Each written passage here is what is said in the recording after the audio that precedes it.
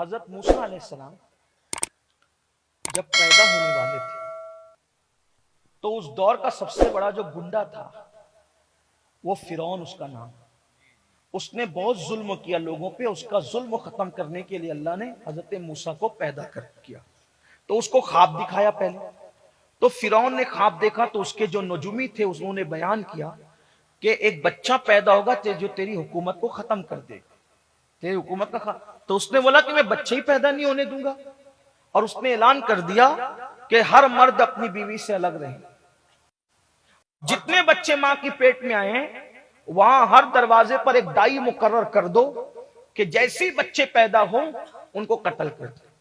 इत्तेफाक की बात, जब ये ऐलान हुआ तो हजरत सैयदना मूसा अलैहिस्सलाम की अम्मी के शिकम में हजरत मूसा अलैहिस्सलाम आ चुके थे। वो दाई आई, वो फिरौन की यहाँ नौकरी करती थी, वो वजीफा खार थी, लेकिन अल्लाह ने उस दाई के दिल में हजरत मूसा की अम्मी की मोहब्बत पैदा। हजरत मूसा पैदा हुए तो दाई ने क्या किया, इतना खूबसूरत बच्चा है। देखो हर नबी खूबसूरत होते हैं, नबी का नसब सबसे आला होता है हर दौर में, नबी का हुस्न सबसे ज्यादा होता है, नबी का तकवा, उनका इल्म, यानी नबी हर दौर में मुमताज होता है, हर नबी की शान। तो बहुत खूबसूरत थे। तो दाई ने क्या किया, बकरी ज़बा की और बकरी ज़बा करके हांडी में डाली और डाल करके फिरौन के महल के पास रखवा दिया कि भाई देखो बच्चा पैदा हुआ था, हमने उसको ज़बा कर दिया, किस्सा तमाम हो गया। हजरत मूसा अलैहिस्सलाम की बहन ने कहा अपनी अम्मी से, अम्मी अभी तो ये बच्चा पेट में था और ये पैदा नहीं हुआ था, और हमने चूंकि ये बात नहीं की थी तो बच्चे की जान खतरे में थी। अब हम कह चुके कि बच्चे को हमने ज़बा कर दिया, और अब अगर हम पकड़ा गए तो अकेला बच्चा नहीं मरेगा, अब तुम भी मरोगी, मैं भी मरूंगी, ये दाई भी मरेगी, सब मरेंगे। तो मां ने कहा बेटी क्या करना। तो हजरत मूसा अलैहिस्सलाम की बहन ने कहा कि अम्मी एक काम करो, मैं एक संदूक लाती हूँ, संदूक का इंतजाम करती हूँ, वो संदूक में तुम मूसा को डाल दो और उसको दरिया में डाल दो। तो आपने कहा मेरे बच्चे को मैं दरिया में, कहा कि ये ना करोगे तो बच्चा भी गया, तुम भी गए, हम भी गए, पूरी फैमिली जाएगी, पूरा खानदान जाएगा। लेकिन इतना होगा कि बच्चा दरिया में जाएगा, कहीं ना कहीं किसी को मिलेगा, वो पाल लेगा, तुम्हारा बच्चा जिंदा तो रहेगा और तुम भी जिंदा रहोगे। अब मां से पूछो, एक दो दिन का बच्चा वो संदूक में डाल के दरिया में डाले कैसे।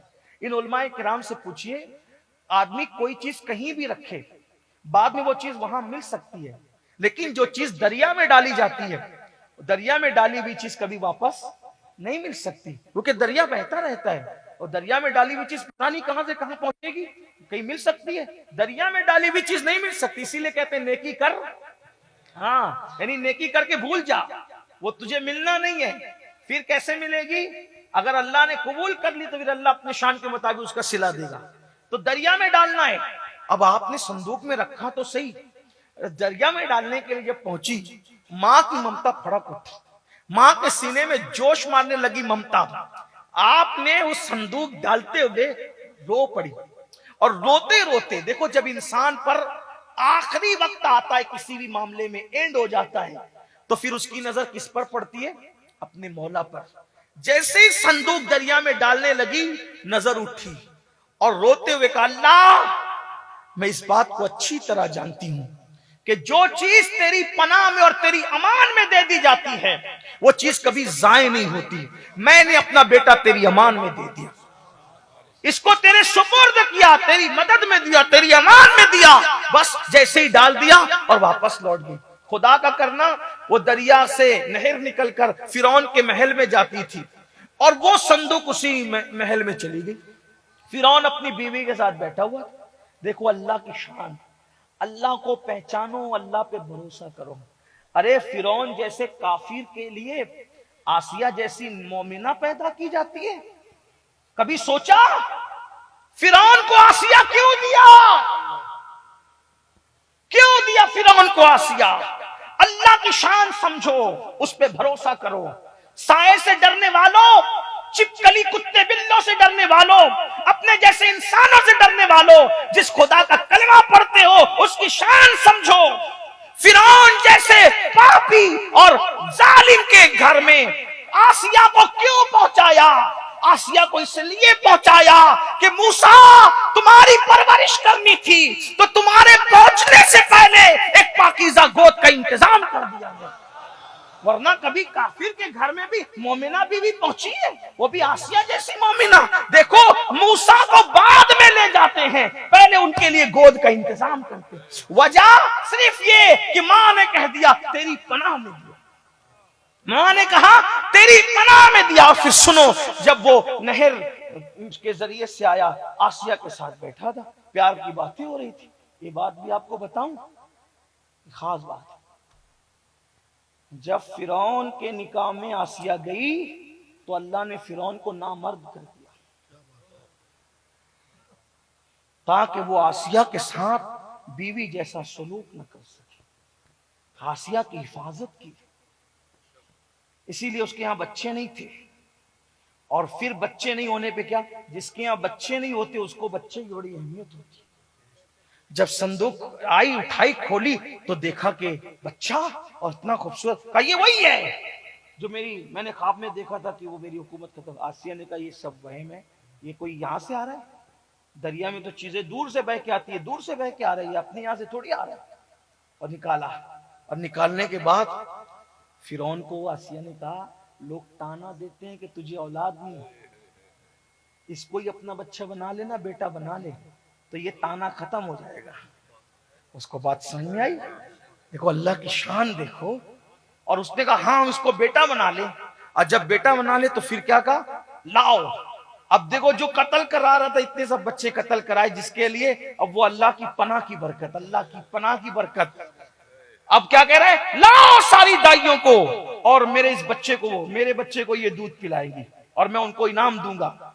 आप देखा सारी दाइयां आई, वो मुसलमान नहीं थी, वो फिरौनी थी। मूसा ने किसी का दूध नहीं पिया, मुंह फेर लिया। तवज्जो है, मूसा ने किसी का दूध नहीं पिया, मुंह फेर लिया।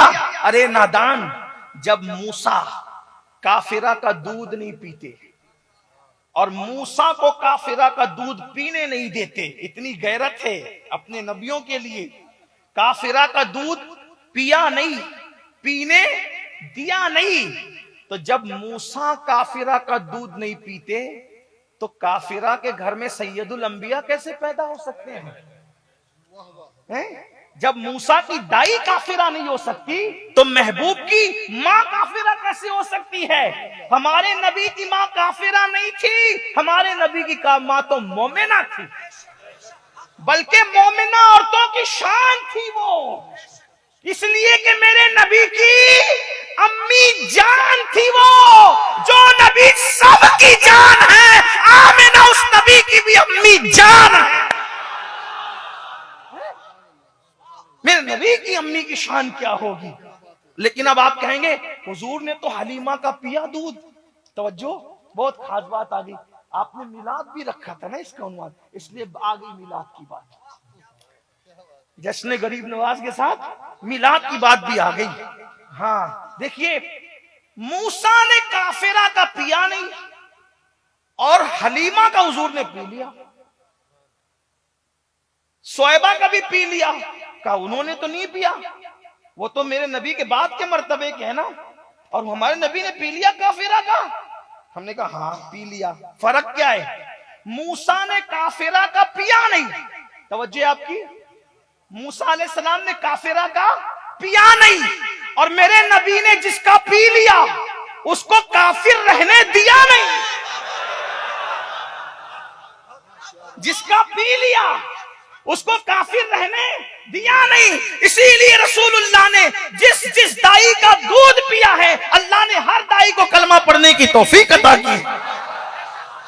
काफिरा का न पीना ये भी बड़ी बात है, लेकिन पीकर काफिरा को मोमिना बना देना उससे बड़ी बात है। ये शान अपने नबी की, इसीलिए तो मेरे इमाम कहते सबसे औला वो आला हमारा नबी, सबसे बाला वो आला हमारा नबी, अपने मौला का प्यारा हमारा नबी, दोनों आलम का दूल्हा हमारा नबी, खल्क से औलिया, औलिया से रसूल और रसूलों से आला हमारा नबी। बुझ गई जिसके आगे सभी मशाले, शम्मा वो लेकर आया हमारा नबी। कौन देता है देने को मुंह चाहिए, देने वाला है सच्चा हमारा नबी। सारी दाइयां आई, किसी का नहीं पिया। हजरत मूसा अलैहिस्सलाम की बहन भी आई थी, ऐलान सुन के दाइयों को बुलाया, तो उन्होंने फिरौन से कहा, फिरौन एक दाई अपने शहर में ऐसी रहती है जो पाकीज़ा समझदार बच्चे किसी का दूध नहीं पीते उसका पी लेते हैं। मैं उसको जानती हूँ, वो आई नहीं है क्योंकि वो आती नहीं है जल्दी। अगर तू कह तो बुला के ला, बुला के ला। अगर पी लिया इस बच्चे ने तो हम उसको डबल इनाम देंगे। वो भाई अम्मी चलो चलो, मूसा मिल गए। कहाँ है? वो फिरौन के महल में। वो किसी का नहीं दूध पी रहे हैं, चलो। आई, जैसे इनकी गोद में दिया दूध पीने लगी। अल्लाह ने मूसा अलैहिस्सलाम की अम्मी के दिल पे इल्हाम किया, ए मूसा की अम्मी, तूने इसको मेरे हवाले किया था ना, मेरी अमान में दिया था ना। देख जो चीज हमारी अमान में दी जाती है हम उसकी कैसी हिफाजत करके लौटा दिया। मूसा की अम्मी ने हजरत मूसा को अल्लाह की अमान में दिया तो फिरौन के पंजे और शिकंजे में भी आराम से परवरिश पाते रहे। दूसरी आलमी जंग से डरने वालों, किसी का कुछ भी होगा, नमाज पढ़ के अल्लाह की पनाह हासिल कर लो, कहीं कुछ भी होता रहेगा, इंशाअल्लाह तुम्हारे बालों पर कभी गुबार भी नहीं आएगा।